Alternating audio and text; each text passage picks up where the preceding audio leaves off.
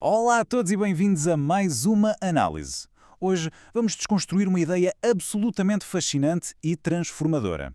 A premissa de que a riqueza não começa numa folha de Excel ou numa conta bancária, mas sim, imaginem só, num estado de espírito. O que temos em mãos é um verdadeiro projeto arquitetónico para o sucesso, assente numa base muito simples, a de que os pensamentos são, na verdade, coisas reais e tangíveis. Ok, vamos já direto ao assunto. O grande mistério a nível macro que sempre nos intrigou é exatamente este. Por que motivo uma fatia tão incrivelmente pequena da população controla quase toda a riqueza do mundo? É uma disparidade enorme, certo? E, convenhamos, exige uma explicação estruturada que vai muito para além da simples sorte. Para tentar desvendar este mistério, a nossa fonte revela algo inacreditável. Napoleon Hill dedicou 20 anos, sim, 2 décadas inteiras da sua vida, a estudar de perto as 500 pessoas mais ricas da sua época. Tudo isto a pedido do magnata Andrew Carnegie. O grande objetivo, isolar de forma clínica a fórmula exata do sucesso que todos eles tinham em comum. E o mais surpreendente é que estas 2 décadas de pesquisa foram feitas sem um único cêntimo garantido à partida. É literalmente o trabalho de uma vida, e é sobre esta credibilidade tremenda que a nossa análise de hoje se apoia.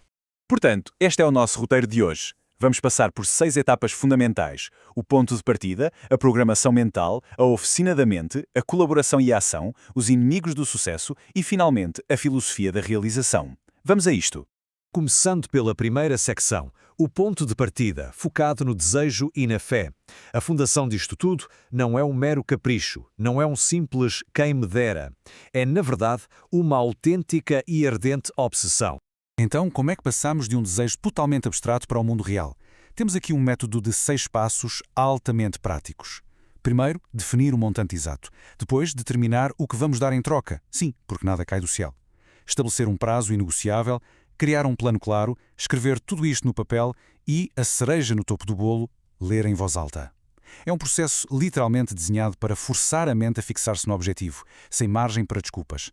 Mas, atenção, estes 6 passos precisam de uma espécie de argamassa, para não desabarem: a fé.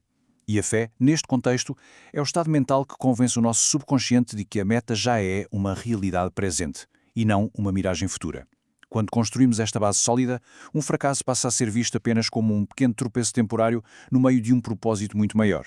Avançamos para a secção 2, a programação mental, ou a forma como alimentamos o nosso subconsciente. É aqui que percebemos como instalar os cabos da nossa própria mente. Ora, o que é mesmo fascinante aqui é a ideia de autossugestão.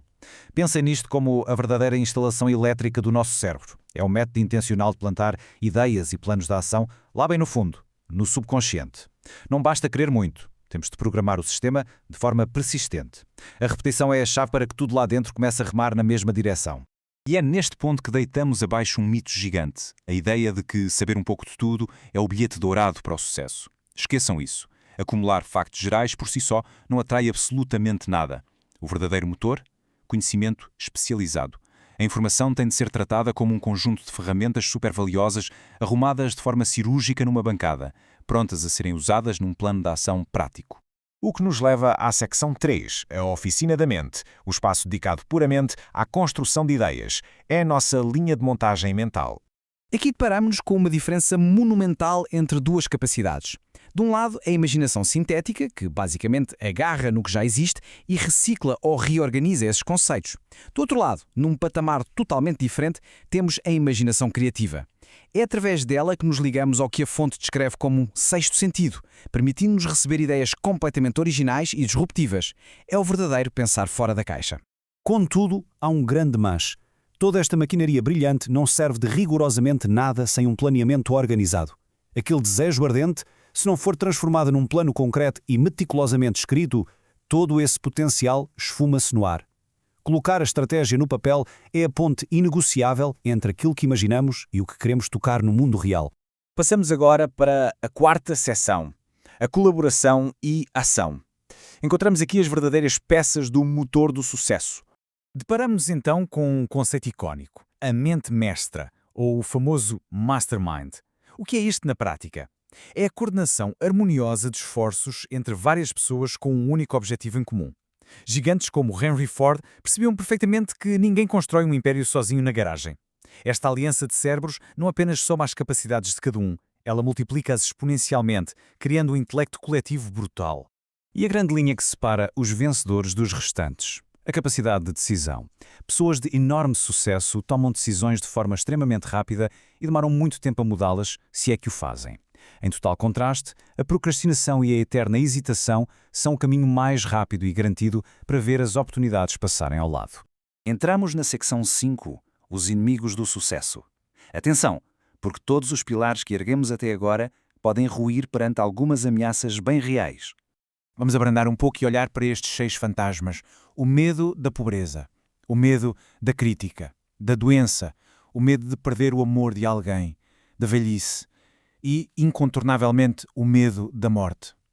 O peso psicológico que cada um destes medos carrega é sufocante. Quantos projetos e vidas fantásticas não paralisam exatamente por causa disto? Mas a grande revelação que tiramos daqui é libertadora. Cada um destes fantasmas é apenas um estado de espírito.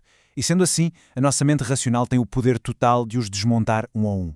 E chegamos à nossa etapa final, a 6ª sessão, a filosofia da realização. Vamos ver como todas estas peças se encaixam no grande esquema. Tocamos aqui num dos conceitos mais curiosos e potentes de toda a nossa análise, a transmutação sexual. A teoria postula que a nossa energia biológica e os nossos instintos mais profundos são, na verdade, uma fonte massiva de energia criativa. A ideia não é reprimi-la, mas sim redirecioná-la intencionalmente para os nossos maiores objetivos profissionais e artísticos. Bem canalizada, atua literalmente como um supercombustível incomparável para a nossa ambição. O que nos traz a essência destilada desta exploração formidável. A ideia de que qualquer coisa que a mente consiga conceber e na qual acredite fervorosamente pode efetivamente ser realizada. A grande lição que retiramos daqui é que, embora possamos não conseguir controlar os eventos no mundo lá fora, o domínio absoluto sobre os nossos próprios pensamentos é, na verdade, o único controle verdadeiro e incontestável que possuímos. Fechamos assim a nossa desconstrução de hoje. Se toda a grande riqueza, as inovações que mudam o mundo e a verdadeira superação começam sempre no mesmo sítio, na intimidade silenciosa de um único pensamento teimoso que se recusa a desistir, a provocação final permanece no ar. Onde começará o próximo grande pensamento? Ficou o desafio de organizarmos a nossa própria oficina mental e testarmos os limites do que conseguimos construir a partir de hoje. Até à próxima!